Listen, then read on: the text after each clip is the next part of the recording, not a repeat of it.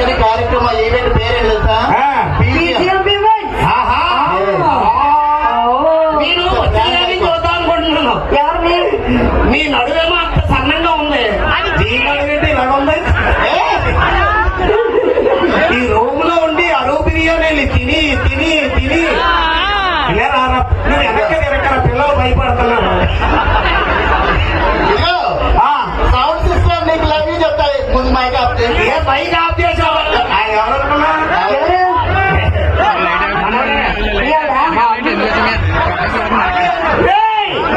నీకు మామూలుగా ఉండదు.